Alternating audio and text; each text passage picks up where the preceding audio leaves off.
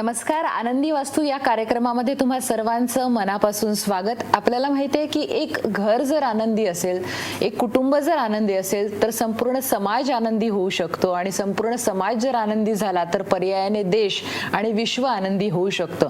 आणि म्हणून एक घर कसं आनंदी होऊ शकेल ही संकल्पना घेऊन आम्ही हा कार्यक्रम आपणासमोर घेऊन आलेलो आहोत. आणि या कार्यक्रमासाठी आपल्यासोबत आहेत आनंद पिंपळकर, जे वास्तुतज्ञ आहेत, ज्योतिर्विद आहेत. आनंद पिंपळकर यांची आजवर 45 पेक्षा जास्त पुस्तकं प्रसिद्ध झालेली आहेत. समग्र राशी ग्रंथ आणि आनंदी मृत्यू ही दोन महत्वाची पुस्तकं की जी वाचकांच्या दृष्टीने आणि लोकांच्या दृष्टीने चर्चेचा विषय ठरलेली आहे. मी आनंद पिंपळकर यांचं या कार्यक्रमामध्ये मनापासून स्वागत करते. ओम साईराम. सर, सगळ्यात पहिल्यांदा तुम्ही वास्तुशास्त्रज्ञ आहात, ज्योतिर्विद आहात. वास्तुशास्त्र हा जो विषय आहे तो थोडासा ज्याला म्हणता येईल की एक कॉन्ट्रोव्हर्शियल किंवा एक वादग्रस्त असा विषय आहे. काही लोकांचं म्हणणं असं आहे की वास्तुशास्त्र हे शास्त्रच नाही, त्याला कुठलाही वैज्ञानिक आधार नाही किंवा पुरावा नाही.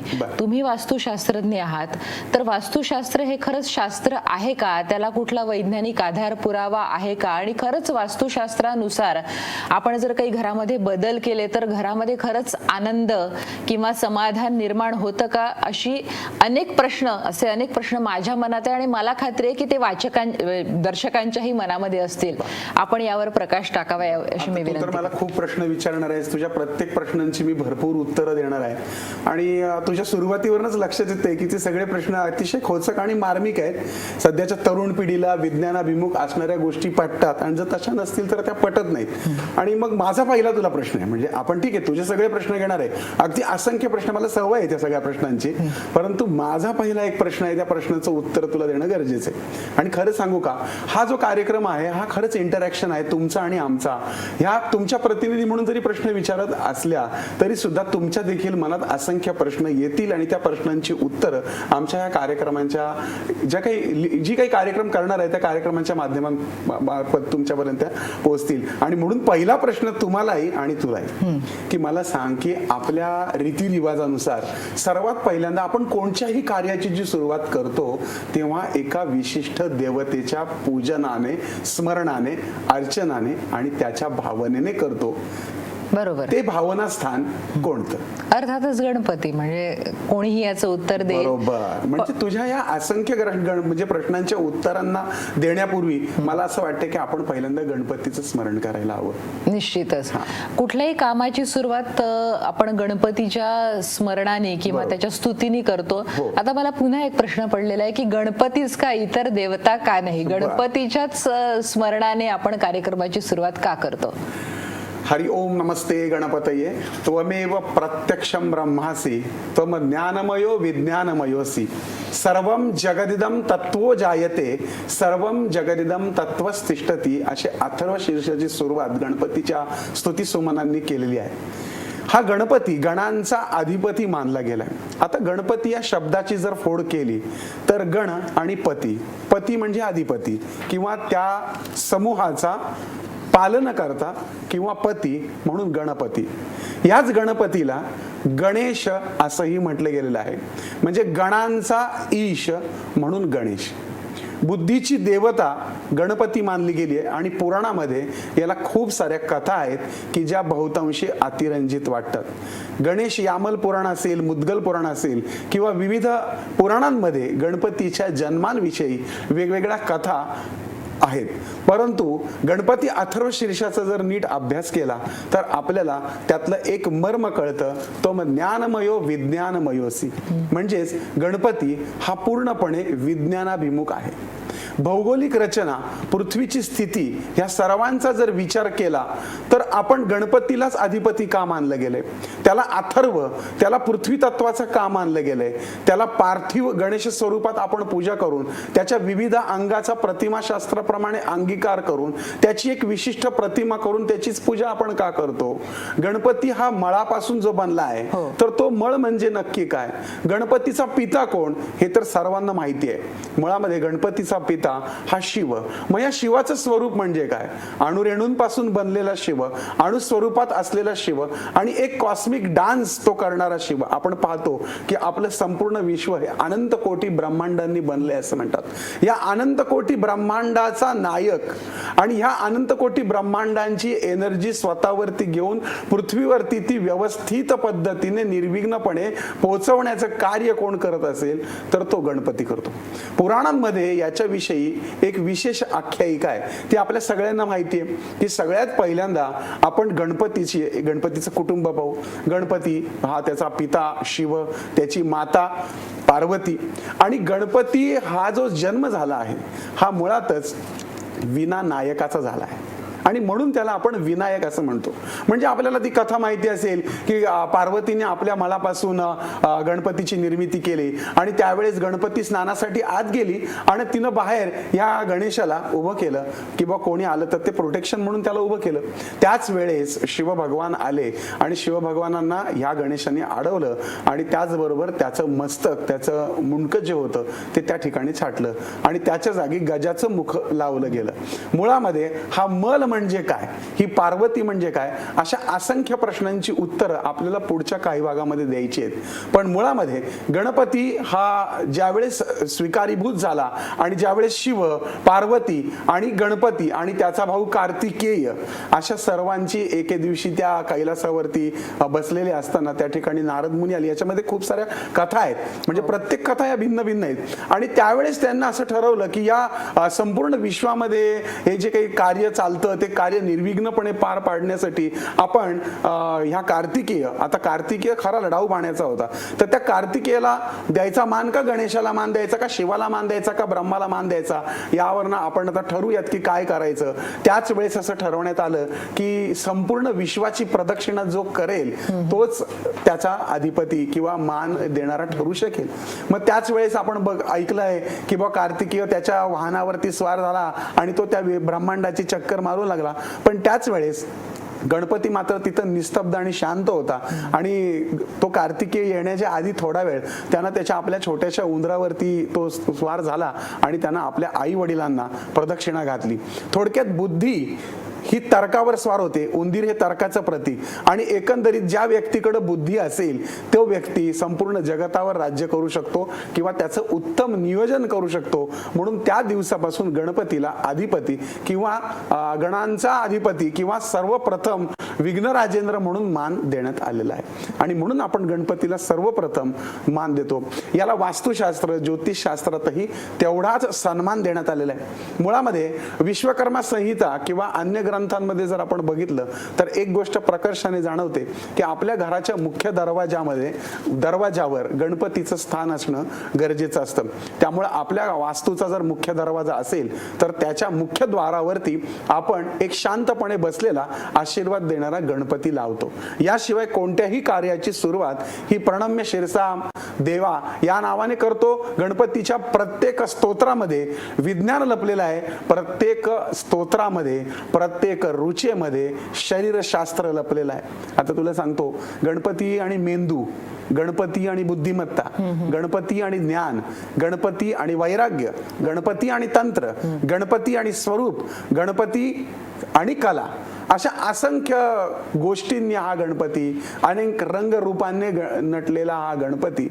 मला सांग, या गणपतीचे प्रकार किती सांग, माहिती आहे? नाही सांगता. बरेच लोक म्हणतात गणपतीचे मुख्य 2 प्रकार आहेत. कोणी म्हणतं रिद्धी गणपती आहे, कोणी म्हणतं सिद्धी गणपती आहे, कोणी म्हणतं अष्टविनायक आहेत. पण मुळामध्ये गणपतीचे एकूण 32 प्रकार आहे. त्या 32 प्रकारांची बऱ्याच मंडळींना माहिती नाही. परंतु मुद्गल पुराण असेल किंवा गणेश यामल तंत्र असेल, तुला आश्चर्य वाटेल की आपले खूप सारे जे काही ग्रंथ होते ते कालांतराने नष्ट झालेत म्हणा किंवा ते नष्ट करण्यात आलेले आहेत. त्यामध्ये गणेश यामल तंत्रामध्ये गणपतीबद्दल पूर्ण माहिती, परिपूर्ण अंगाने तो गणपती कसा असावा आणि त्या प्रत्येक गोष्टीची माहिती त्या यामल तंत्रामध्ये होती. परंतु आता कालांतराने आपल्यापर्यंत तेवढी माहिती राहिलेली नाहीये आणि म्हणून गणपती ही तंत्राची देवता पण मानली गेलेली. म्हणजे मुळामध्ये गणपतीचे प्रमुख 32 प्रकार आहेत, ते आपण पुढच्या काही भागात पाहणारच आहोत. पण आपल्याला प्रामुख्याने 2 गणपतीचे प्रकार माहिती असतात, एक रिद्धी गणपती, एक सिद्धी गणपती, एक उजव्या सोंडेचा, एक डाव्या सोंडेचा. पण त्यामध्ये आपल्याला हे माहित नसतं की त्या उजव्या सोंडेमध्ये सुद्धा त्या सोंडेचं टोक वर आणि सोंडेचं टोक खाली, त्याचेही 2 उपप्रकार पडतात.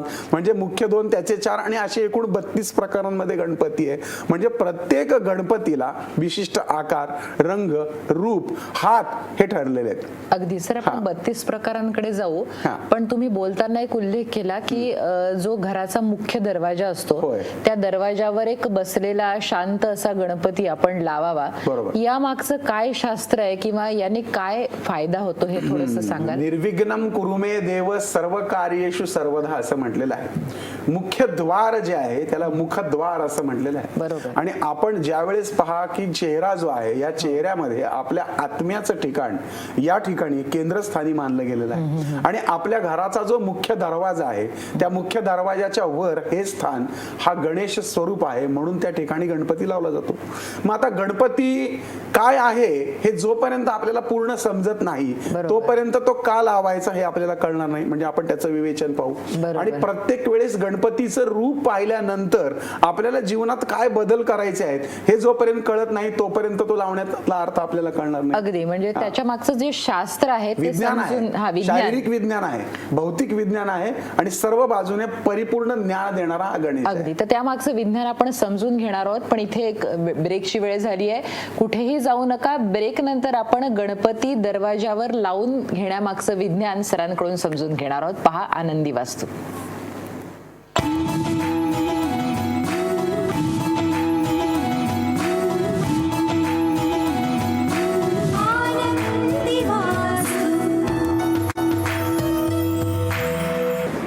आणि ब्रेक नंतर आनंदी वास्तू या कार्यक्रमामध्ये तुम्हा सगळ्यांचं पुन्हा एकदा मनापासून स्वागत. आपल्या सोबत आहेत आनंद सर. आनंद सर, मगाशी आपला जो विषय सुरू होता की गणपती हा आपण मुख्य दरवाजाच्या समोर त्याची प्रतिमा किंवा फोटो लावतो, त्यामागचं विज्ञान नेमकं काय आहे ते समजून घेतलं पाहिजे, त्याबद्दल. रससंकेत कलिका नावाचा जो ग्रंथ होता आणि मुद्गल पुराण या ग्रंथांचा जर आपण अभ्यास केला तर आपल्याला एक गोष्ट लक्षात येते की गणपतीच्या प्रत्येक अंगामध्ये काही विशेषत्व लपलेलं आहे. गणपतीचं उंदीर वाहन आहे, या उंदीर वाहनापासून तो एकदंत आहे, शूर्पकर्ण आहे, तो लंबोदर आहे, त्याचं मस्तक गजाभारित आहे. या प्रत्येक गोष्टीला काही ना काहीतरी अर्थ आहे. या विषयावरती पॉल मार्टिन नावाच्या फ्रेंच शास्त्रज्ञानं विशेष अभ्यास करून गणपतीच्या प्रतिमा शास्त्रावरती विशेष लेखन केलेलं आपल्याला वाचायला मिळतं. त्याचं असं म्हणणं आहे की प्रत्येक गणपतीतल्या प्रत्येक अंगातून एक विशिष्ट प्रकारची ऊर्जा ही प्रसारित होते आणि ती ऊर्जा तुमच्या जीवनाला आनंदमय करण्यासाठी कार्यान्वित होते किंवा उपयोगी ठरते. मग आपण शंकरालाच निर्विघ्नं कुरु मे देव का म्हणत नाही? मग आपण कुठल्याही देवीला विघ्न नाशक का म्हणत नाही, गणपतीलाच का म्हणतो? गणपतीला तंत्राची देवता मानली गेली आहे. गणपती हा त्याची सोंड आहे, तो एकदंत आहे, त्यालाच विघ्नांचा नाश करणारा का मानलं गेलंय? याला जर वैज्ञानिक कारण बघितलं तर मगाशी जसं आपण बघितलं की शिवाचा एक प्रकारचा कॉस्मिक डान्स चालू आहे, ज्याला आपण शिवाचं तांडव म्हणू किंवा शिवाचा डान्स म्हणू, पण त्याला आम्ही कॉस्मिक एनर्जीमध्ये जी उलथापालथ आहे ती म्हणू. अल्फा असेल, बीटा असेल, गॅमा असेल, जे वेगवेगळे किरणं आहेत ती किरणं एका विशिष्ट स्वरूपामध्ये पृथ्वीवरती येऊन आदळत असतात आणि पृथ्वीवर आदळतात. त्याचबरोबर सूर्यावरती सुद्धा विस्फोट होत असतात दर 10 वर्षांनी आणि ते विस्फोट इतके भयंकर होत असतात की त्या विस्फोटाने पृथ्वीवरती कंपन लहरी निर्माण होतात. आणि म्हणून आपण पाहतो की दर 10 ते 11 वर्षांनी पृथ्वीवरती काही ना काहीतरी विचित्र पण मोठी घटना घडते. आणि हे शास्त्र आणि या भौगोलिकतेने सुद्धा सिद्ध केलेलं आहे की त्या सूर्यावरच्या कंपन लहरींचा, विस्फोटांचा परिणाम पृथ्वीवरती होतो आणि पृथ्वीवरच्या जनजीवनावरती पण होतो. पृथ्वी ही मातीची पार्थिव आहे, पृथ्वीमध्ये गुरुत्वीय भार आहे. त्यामुळे ज्यावेळेस अल्फा, बीटा, थॅमा हे जे काही किरणं म्हटली जातात, आता मी काय सायन्सचा विद्यार्थी नाही, पण ही जी काही किरणं येतात या कॉस्मिक एनर्जीमधनं ती डायरेक्ट पृथ्वीवरती आदळून पृथ्वीवरच्या सृष्टीजीवाचं किंवा जीवसृष्टीचं नुकसान होऊ शकतं. आणि त्याकरिता ते नुकसान होऊ नये म्हणून गणेश प्रतिमेनुसार त्याची एक विशिष्ट रचना, एक लयबद्धता केली की ज्या योगे, ज्याला आपण काही मंत्र तयार केलेले आहेत गणपतीचे, ज्याला सॉनिक सायन्स म्हणून, त्या योगे हे किरण झेलण्याची ताकद त्या वास्तूमध्ये, त्या पृथ्वीमध्ये निर्माण होते, असं पॉल मार्टिनचं म्हणणं आहे. आणि आपल्या शास्त्रज्ञांनी सुद्धा ज्या काही रुचा निर्माण केल्या त्यानुसार जर आपण विचार केला तर हा गणपती, याचे असलेले मंत्र, याच्या स्पंदन लहरी या माणसाच्या जीवनावरती चांगला परिणाम करतात. ज्यावेळेस आपण गणपती मुख्य दरवाजावरती लावतो त्यातून एक प्रकारची ऊर्जा प्रस्फुटित होते, ज्याच्यातून गणेश स्वरूपाची किरण बाहेर पडतात. आता हे सिद्ध करण्यासाठी आपल्याला ऊर्जेचं स्वरूप कसं असतं ते पाहायला हवं. आता ऊर्जा म्हणजे काय? कोणी म्हणतं पॉझिटिव्ह, कोणी म्हणतं निगेटिव्ह. प्रत्येक ऊर्जा ही कशा स्वरूपाने काम करते हे जेव्हा तुम्ही म्हणाल की मी सिद्ध करून दाखवा, तर त्यासाठी आपल्याला एक प्रयोग करून बघणं खूप गरजेचं आहे. तुम्ही तिकडनं माझा कार्यक्रम पाहताय टीव्हीवरती आणि मला तुम्हाला ती ऊर्जा फील करून द्यायची आहे, तर ती आपल्याला करून देता येईल. आणि पुढच्या काही भागांमध्ये आपण तो ऊर्जेचा परिणाम इथे बसून करून घेणार आहोत. म्हणजे आपण इथे बसून स्क्रीनवरती आपण आपल्या सगळ्या दर्शकांना ऊर्जा कशी फील करायची आणि ती ऊर्जा स्वतःभोवती कशी वाढवायची याचं ज्ञान देणार आहे. आता तू जे प्रश्न विचारला की सायंटिफिक या गणपती लावण्यामागचं रहस्य काय, याच्यावरती एक ऑरा कॅमेरा नावाचा कॅमेरा एका जर्मन शास्त्रज्ञाने डेव्हलप केलेला आहे. हा ऑरा कॅमेरा काय करतो की तो तुमच्या भोवतालचं चुंबकीय क्षेत्र डिटेक्ट करतो कॅमेऱ्याच्या माध्यमातून. तो फोटो काढतो. तुम्ही एका ठराविक ठिकाणी तुम्हाला उभं केलं जातं, तुमचा फोटो काढला जातो. त्या फोटोमधनं तुमच्या शरीराभोवतीचा चुंबकीय भार आणि तुमच्या शरीरामध्ये जी सप्तचक्र आहे त्यातलं कुठलं चक्र दूषित आहे दाखवायचं काम करतो. त्याच वेळेस ज्यावेळेस तुम्ही एखादी चांगली गोष्ट, म्हणजे एखादा रुद्राक्ष असेल किंवा एखादा देवाची प्रतिमा असेल, ही ज्यावेळेस तुम्ही अंगावर धारण करता त्यावेळेस त्यानंतर जर पुन्हा एकदा त्याच्यातून कॅमेऱ्यातून तुमचा फोटो काढला तर लक्षात येतं की तुमच्या ऑरा कॅमेऱ्यातनं आधी काढलेल्या प्रतिमेमध्ये असलेली काळी जी प्रतिमा आहे ती शुभ्र प्रतिमेत किंवा हिरव्या रंगाच्या प्रतिमेत बदललेली आहे. याला ऑरा असं म्हणतात. जर्मन शास्त्रज्ञ होता बोविस. या बोविसने याला बोविस एनर्जी नाव दिलं. त्याच्या नावाने त्याला एनर्जी नाव देण्यात आलं म्हणून त्याला बोविस मीटर आहे. आणि बोविस मीटरच्या माध्यमातून या सर्व गोष्टीतली एनर्जी आपण तपासून पाहू शकतो. सर एकच तुम्हाला थोडंसं ब्रेक करून विचारते. तुम्ही आता बोविसचं नाव घेतलं, म्हणजे हा जो ऑरा स्कॅनिंग हा प्रकार आहे, हा विदेशामध्ये याचं सुरुवात पहिल्यांदा झाली आहे. एक लक्षात घ्या, सगळ्याची सुरुवात ही भारताच्या मातीमध्ये झालेली आहे. एकेकाळी माणसं गुप्त होत होती. एकेकाळी आकाशामधल्या सूर्यामुळे पृथ्वीवरच्या कुंतीला मूल झालं त्यावेळेस आपल्याला ती अंधश्रद्धा वाटत होती, पण क्लोन बेबीच्या माध्यमातून ते आपण पाहतोय. विना नायक आपण गणपती पाहतो की बिना बापाचा सुद्धा लेकरू होऊ शकतं. आजच्या विज्ञानाने सिद्ध केलंय. किंबहुना वसुंधरा विज्ञान 2016 मध्ये अशी प्रगती करते की चायनामध्ये हार्विन इन्स्टिट्यूट आहे, त्या ठिकाणी माणसाचं मस्तक दुसऱ्याचं मस्तक लावण्याची संशोधनाची प्रक्रिया सुरू झालेली आहे. त्या ठिकाणी एक रशियन कॉम्प्युटर तज्ञ आहे, त्याचं मस्तक, त्याचं संपूर्ण शरीर लुळं पडलेलं आहे आणि त्याचं मस्तक चांगलं आहे आणि एकाचा ब्रेन डेड झालेला आहे. अशाचं शरीर आणि याचं मस्तक याचं एकत्रीकरण, म्हणजे यापूर्वी आपण लिव्हर प्रत्यारोपण पाहिलं, हृदयाचं प्रत्यारोपण पाहिलं, पण मस्तकाचं प्रत्यारोपण ही प्रक्रिया आजपर्यंत यशस्वी झाली नव्हती. पण 2016 मध्ये हार्विन इन्स्टिट्यूटमध्ये चायनामध्ये हे काही शास्त्रज्ञ अशा पद्धतीची प्रक्रिया करून पाहतायत. आपण इंटरनेटच्या माध्यमातून हा चमत्कार बघू शकता आणि मग आमच्या लक्षात येऊ शकतं की जर हे होऊ शकलं, कारण त्यांनी यापूर्वी उंदरांवरती ती प्रक्रिया केलेली पण उंदीर जगला नाही, त्यानंतर त्यांनी आणखीन काही जनावरांवरती, माकडावरती प्रक्रिया केली, तर त्याचे काही गोरिला किंवा त्याचे काही माकड होतं. आता मला नीट सांगता येणार की ते माकडाची जात कुठली, पण ते माकड 7-8 दिवस जगलं. त्याला काही काळ कोमात ठेवलं जातं आणि त्याची मोठी प्रक्रिया आहे. अशा पद्धतीने म्हणजे मस्तकाचं ट्रान्सप्लांट करण्याची प्रक्रिया चाललेली आहे.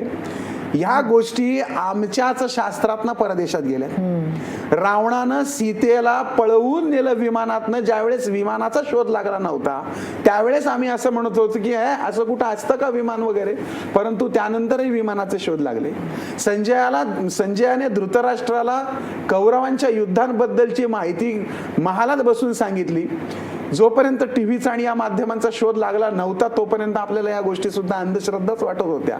परंतु कालांतराने याच वेदविज्ञानांचा अभ्यास करून परकीय लोकांनी त्याच्यावरती पूर्ण अभ्यास करून तशा पद्धतीची टेक्निक्स डेव्हलप केली आणि आपण मात्र त्याला देवत्व देऊन आपण हळदी कुंकू वाद बसलो.